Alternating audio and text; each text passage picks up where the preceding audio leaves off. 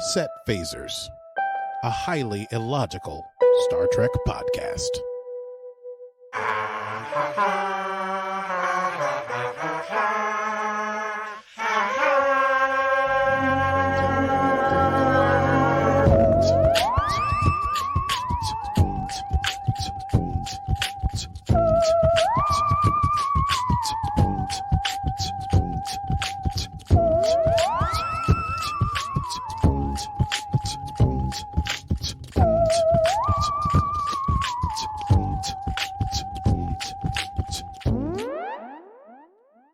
It is going. Happy Friday to you.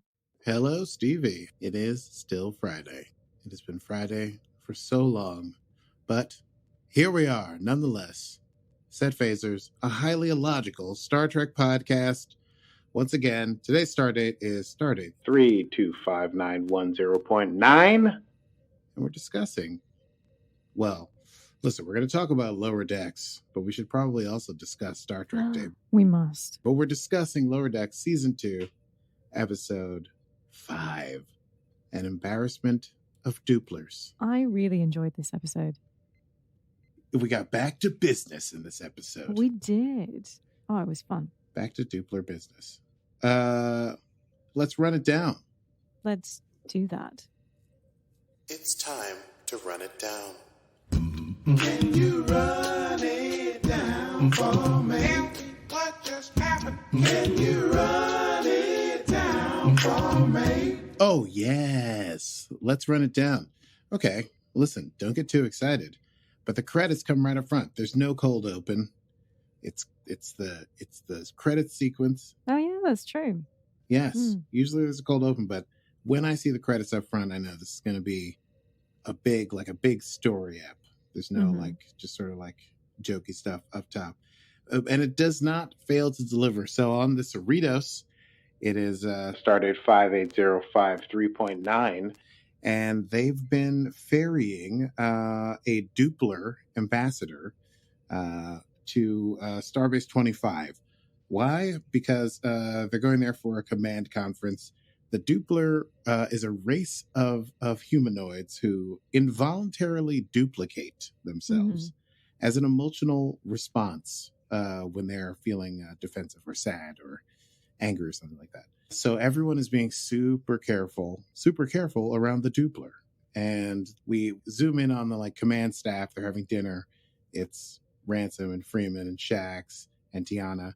And also the Doopler Ambassador, whom I think is voiced by, once again, I did not look this up, but it sounded like Richard Kind. I'm going to go with actor Richard Kind. And they're just very carefully trying to make sure everything is hunky-dory and fine. I think the Doopler Ambassador actually drops a chopstick or fork or something like that. And then everyone throws their forks on the floor and like, ha, ha, ha, it's great. We love to drop forks on the floor. And the Doopler Ambassador is like, thank you for taking care of me all week. I'm going to head to my quarters as we'll soon be arriving at Starbase 5. As soon as he leaves, they all breathe a sigh of relief, and they're super excited that they're going to this command conference as well, because it's one of the biggest parties, one of the biggest after parties in the conference, I guess in Starfleet, where people really cut loose and go crazy and get drunk, and the Cerritos will be the only California-class ship at this conference. Because of their role in the Pakled battle.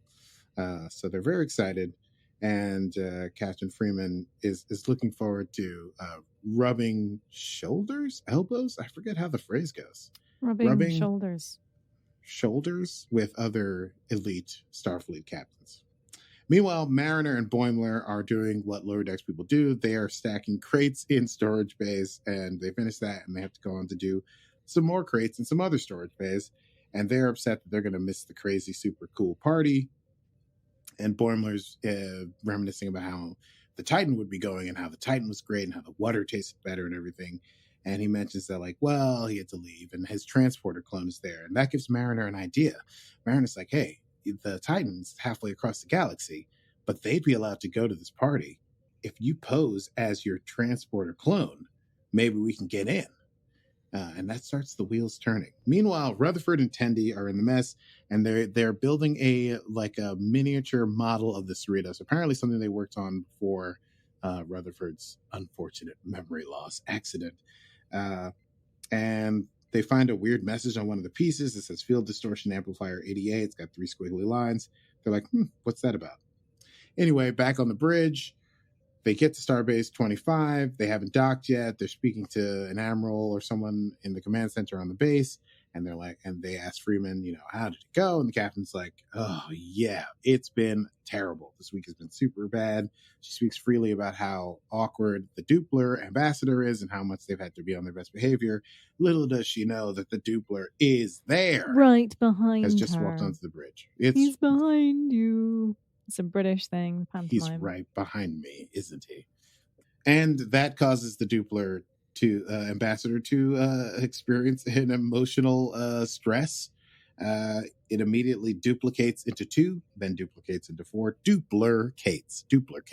That's the word. I had to put on the closed captioning to make sure they were saying dooplercate. Oh, they did. They really went for it with that joke. It's a very dumb pun, but I thought it was funny. And so the Cerritos is not allowed to dock until they get the Doopler under control because apparently, it can overrun the station. I've written my notes on paper. I'm moving the paper, and I will try to throw it at the end of this program, probably unsuccessfully. Mariner's getting ready for the party, and they take advantage of this whole Doopler situation because Freeman has to lock down the whole ship until they can get and they're like, tell everyone to be cool with the Dooplers and don't be mean and don't look directly at them and don't say anything that would make them upset. And so they choose to use this chaos to transport directly to Starbase 25. They're in their fancy command whites for a party. It's very nice. Mariner used to live there, of course, because Mariner has a very storied past that no one knows anything about. And they're immediately trailed by a hooded person who says, quote, remember Becky Mariner? She's back. So they dip into a shop and they are confronted by a former associate of Mariner's, a one Malvis, who has a blaster. And he says to Mariner, it's a super Star Wars standoff. He has a blaster and he says, I should kill you for what you did to me on set of Alfie 4. You stranded me. And Boimler is like, oh yeah, Mariner, she stranded me too. She stranded me twice. And then Malvis and Boimler hit it off. Yeah, and Mariner's like, I didn't strand you. And he's like, no, you did strand me. And she goes, oh yeah, you're probably right. I did strand you. Yeah, she strands people. That's what Mariner does, as is discussed later in the episode. They really are working through a lot of the friendship dynamics this season. Anyway, they managed to sort of calm things down. Malvis says he can get them into the Starfleet party. We'll tell them where it is if they do him a little favor. Just move some crates into storage for him. Womp womp. And what is in the crates? Boimler is savvy enough to ask. It's just Commander Data bubble bath bottles. But Commander Data bubble bath bottles. So they're like, okay, I guess we can do that. Rutherford and Tendi are finding more messages scribbled on the pieces of their miniature, which they apparently have never been able to put together. They're trying to finish. And Rutherford's getting a little frustrated because he feels like he should be able to put together this model of the Cerritos. Shax comes into the mess and he tells them that everyone has to clear out. This is going to be for Doopler holding. The place is immediately overrun by Doopler. Oh my God. Doopler holding. And the place is immediately overrun by Doopler Ambassador duplicates. I don't know. I wrote Dooplers still duplicating. So Rutherford and Tendi run into a turbo lift and the model shocks Rutherford and it's kind of broken. So it's like a model, but it also has electricity and power. So it's like literally a mini warp core. It's got a warp core and EPS conduits and a deflector dish. And Tendi's like, you should just throw that away. Let's just go. But he's like, he really wants to finish. So he's holding on to it as they're trying to run through these crowds of Dooplers. Mariner and Boimler are moving the boxes. And Mariner is telling her how upset she is about Boimler having stranded her on the Cerritos when he went to the Titan. And they're kind of getting into it. And then they get pulled over by station security. And they call Malvis. And Malvis goes, oh, no, they won't do anything about the bubble bath. But they may do something about the Klingon disruptors I've hidden underneath the bubble bath. So Mariner says, hey, security is crooked on Starbase 25.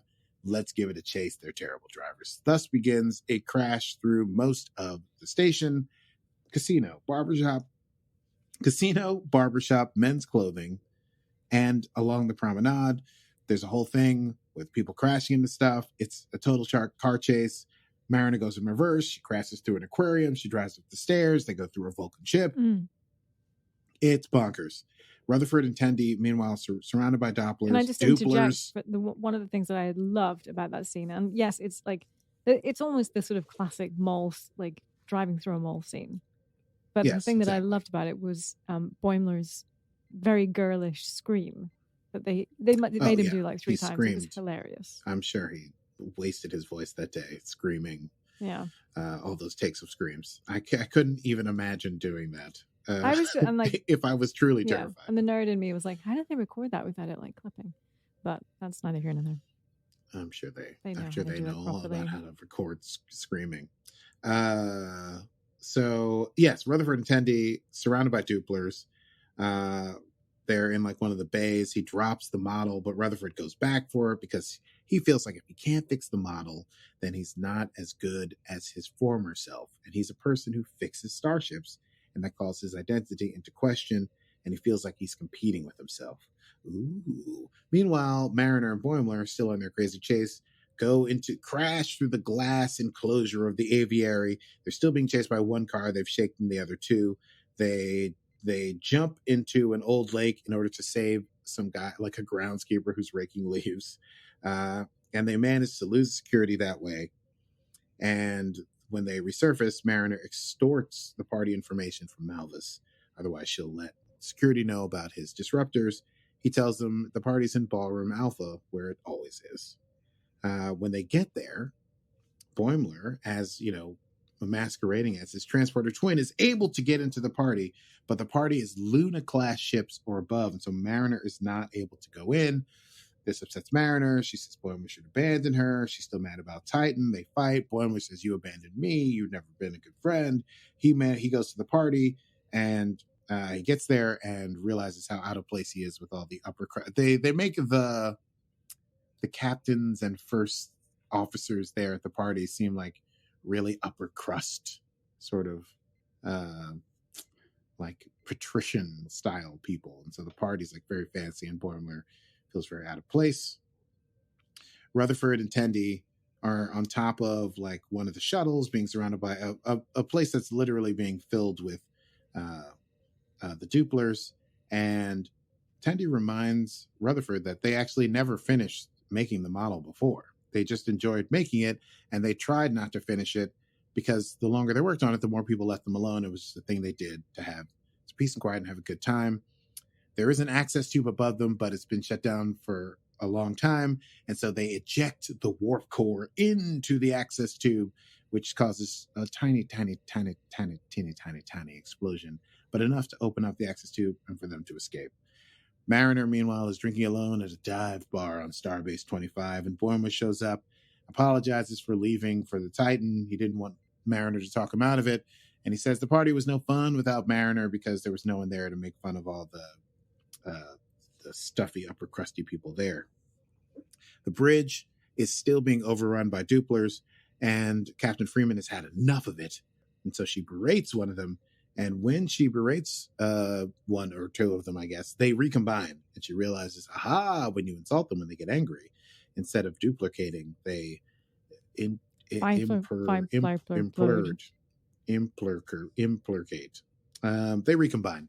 And so she sends a thing out to the whole ship and says, everyone start yelling at these Dooplers and get them to recombine. And it works. And Freeman's like, great, let's get to this party. And so they throw on their whites and they go over to Starbase 25 to go to this after party. Meanwhile, Boimler and Mariner find out that the little dive bar, crappy little place on the promenade that they're hanging out at, was also a place where in 2060-something, that's a quote, Spock and Kirk hung out there when they weren't able to get into the after party before they were big time. And so Mariner and Boimler were like, you know what, it's pretty cool to hang out at this bar where Kirk and Spock hung out, and we don't have to go hang out at the stupid party. Meanwhile, predictably, Freeman and her command staff are not able to get into the party because they are California class.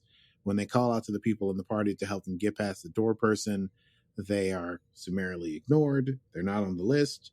Captain Freeman, Mariner's mother, tries to give like a a Star Trek style Federation speech. This is my crew, and we fought in the Packland Wars, and you will not keep us from this party.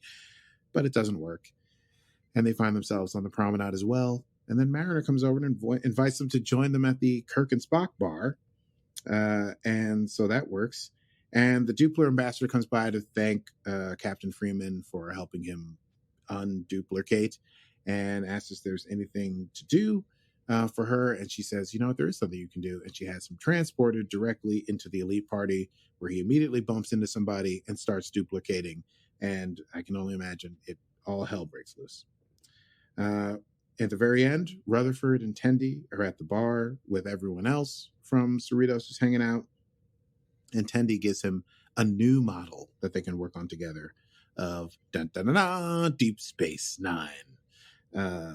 And oh yes, there was a running argument throughout the episode, Mariner and Boimler, who would be the captain and who would be the number one.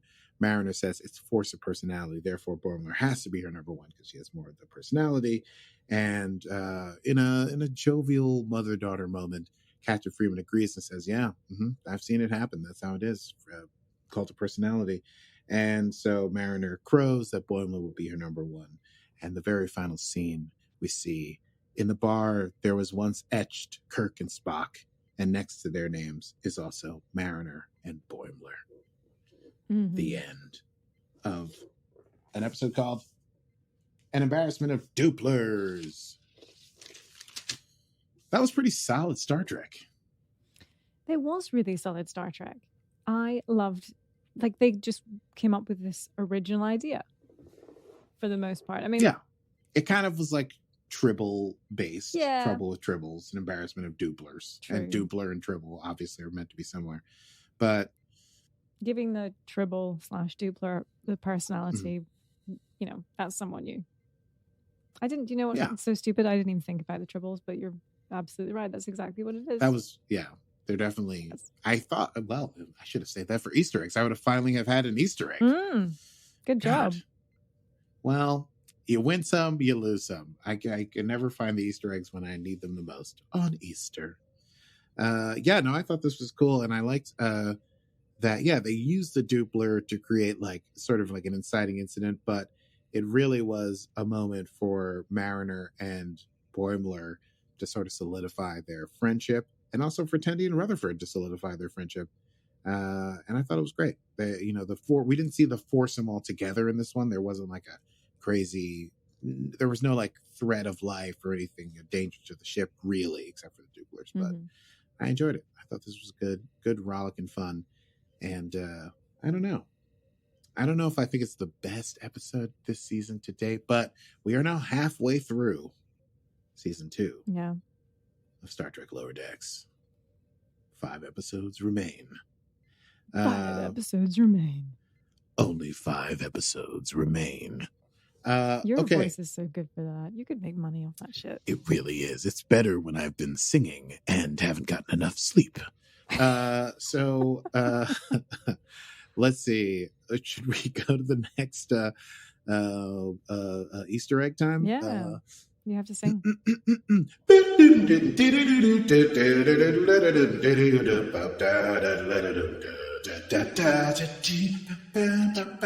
I imagine it's a John Tesh thing. Hello, ladies and gentlemen. Aki Maurice here at the desk, and we're going directly to Stevie Manns in the field for our Easter egg roundup. Stevie, what have you got for us today? Well, hello, Aki. Hello. It's good to be here. Good to be here. I don't know why I always do that, but that's great. Hello, Aki. Hello. It's good to be here. It's good to be here. You know, there were quite a few, and I'll run through some of the little ones first because there's one that I really want to discuss. So when they were doing the mole chase, did you notice the bar? There was a bar called the Lucky Ferengi. I did. I thought that was quite cute. The data bubble bath thing, I loved. I thought that was super cute. And I was almost wondering if they would call it like a fistful of bubble bath or something. Like a fistful of... I don't know. I wasn't sure. Yeah. Did you notice at the end when they were talking about the party and who the DJ was? I almost made note of that. Why? Who? What? Because it's like I've forgotten what it was. It was Akona. So do you remember the roguish, charming, handsome man? Yes, Akona. yes, totally. So it was him. They were like, "Oh, he's DJing," blah blah blah, and then made some sort of joke about it. And then I Right. think Freeman was like, of course he's DJing. Yeah. So that I thought was a fun little throwback. Yes. And obviously the tribble/Doopler thing. Triple Doopler. Triple Doopler. Now, the big thing, and this is almost like canon. So there's discussion about the Spock Kirk missing year. So obviously, Right. this is Spock and Kirk who had been, not let into a party. So this was obviously pre their legendary status days. Mm-hmm. And so when I think Kirk starts his, when we were introduced to Kirk, we're 1 year into their mission. So there's this sort of missing first year, if you like. And so there's chat that it could be this sort of disgraced year. And I think in Discovery, there was reference to, a period where Spock was disgraced for a few years. And it was roughly around that time period. So we're wondering if, we're not sure what they did or why they were disgraced, but we're wondering if it was during this period and that's, when they were off disgracing themselves at bars. Well, not doing that, but you know what I mean. Well, I don't want to leap ahead, but, Star Trek Day, we have some big news. So it kind of ties into that possible storyline. Say more. I missed it. I have yet to catch up. Well, it's not, yes, because it was super late because it was on the West Coast, but I watched it all again in a hotel room. No, they premiered the cast of Strange New Worlds. Kind of talked about how it's going to be. And of note was that Lieutenant Uhura is introduced as Cadet Uhura. So they're kind of like making sure that the timeline fits with the growth of these characters. I think it's going to be pretty sweet. They did not give a release date for Strange New Worlds, but they did, and no trailer, but they did show the cast and some like photos and like images of them, like clips of them working at their consoles and stuff, and like Uhura with the earpiece in and stuff like that. But very exciting stuff. Anyway, yeah, the Lost Year. The Lost Year. I wonder if Kirk's going to be in Strange New Worlds. Is what I'm saying. There might be a handoff eventually. I'm wondering if Kirk's going to be in Strange New Worlds as kind of like a like a rake, like still not quite having his stuff together. You know what I mean? Yeah. Well, I wonder if I wonder what they're going to make of that whole timeline and whether, for instance, he could still be at the Academy just now or he's not even in Starfleet yet. Because Spock is obviously a lot older. Right. Yes, and also is going to live for years and years and years. So yeah. But if they had Uhura as a cadet, this is why it was so interesting for super nerds, because you're like, okay, Uhura's a cadet. How long does it take for her to go from cadet to lieutenant, and then how long thereafter is Kirk captain of the Enterprise? So if she's a cadet, then Kirk is probably an ensign somewhere. You know what I mean? Right. Can she be on the starship if she's a cadet? I thought you were like in training at Starfleet Academy. I mean, young Wesley was a cadet. Well, he was an acting cadet and he was on there. Acting ensign. But when he was a cadet, wasn't that sort of at the time when he was in Starfleet Academy and then he came back to only decide that he didn't want to be in Starfleet. Well, but it was like a full season. He was there as a cadet was he on the driver's side of the of the starship? I feel like he was on the not driver's side. He was there for many and then he would like go back for tests. You know what I mean? He was like in the field as a cadet. And then yes, he meets a traveler and decides he wants to become a intertemporal, interspatial entity like Q. Yeah. Anyway, we went off on one there. We really went. Were there any more Easter eggs? No, that's all I had. It was just lots of little things here and there. Well, lovely. This was rather fun. So, that's all I have for you here, Aki, on the set of Star Trek Lower Decks. It's back to you in the studio. Thank you very much, Stevie. And now we go on to our next segment, Quotable Moments. Quotable Moments. Quotable moments. There weren't a ton in this for me because there was a lot of action. However, I very much enjoyed soon Doopler duty will be a thing of the past. I don't know why, but I feel like I'm going to say that a lot in real life. And there was another one that I wrote down. Oh, yes.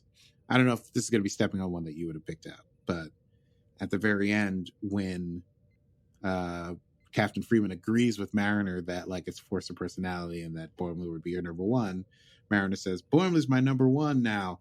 Now he has to grow a beard. I thought it was funny. Mm-hmm. Yes, nice little beard reference. Mm-hmm. Yeah, I didn't have very many. I think I just enjoyed the camaraderie of the Doopler and Freeman just getting grumpy about it. I liked, yes, that she was like, you know what? I'm done dealing with this. I'm going to yell at these Dooplers.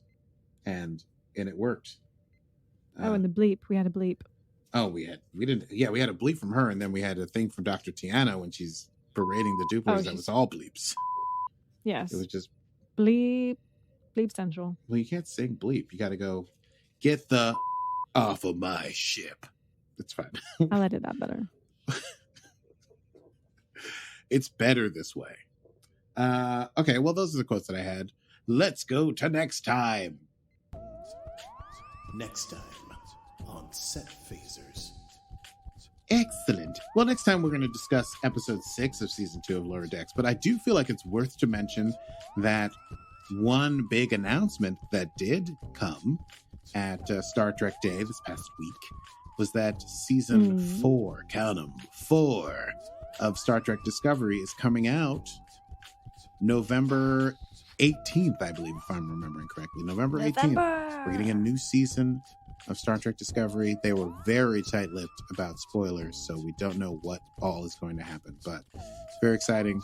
So stay tuned to Set Phasers. We will be figuring out what Discovery has in store for us in the near future. Yes? Yes, we will. And we'll also be figuring out what we're going to do between Lower Decks finishing and Discovery starting. We will. Maybe we'll do the new movies. We'll do the watch-alongs of the new movies. Watch-alongs of the new movies. The Chris Pines. New movies. Oh, there's only 3 of those. Yeah. Yeah. Okay, so if you've enjoyed the program, thank you so much for tuning in and listening to us. Please continue to listen to us and recommend us to your friends. And you can find new episodes and other episodes of this every Monday, wherever you get your podcasts from. That's very good. Podcasts. Wonderful. And of course, if you want to follow us, you can do so. We are at Set Phasers and at Set Phasers Podcasts on all platforms. #meme game. Meme game strong. And if you'd like to support us in our continuing mission to find out whatever Star Trek has in store for us, and there's so much of it, you can support us. You can take it by going to patreon.com/setphasers. by going to patreon.com/setphasers and supporting us there. You'll enjoy all of the things that we do there with people. All of the things. And I made buttons. I need to send buttons to us. We need to let people know that buttons are available. With our little faces on them. Whose faces? Our faces. Your face. Our my faces. Face. On our buttons. Faces. On buttons. That's absolutely mortifying. My wife, well, I made her wear one. I put a button in her jacket. Yes. Operative word, made. Made. She's proud. Although she did take it off at one point. I think she was going to visit friends. Proud of you. Yes. Very proud. Anyway, where was I going with the story? Yes, buttons and Patreons and Netflix watch parties and all sorts of things that you can get when you become a Patreon of ours. Sounds like arse. Yes, of ours. Anyway, until next time, I am Stevie Mans. And I am duplicating all over the place. And this has been Set Phasers, a highly illogical Star Trek podcast. Computer. End program. Wake. Yeah. Excellent.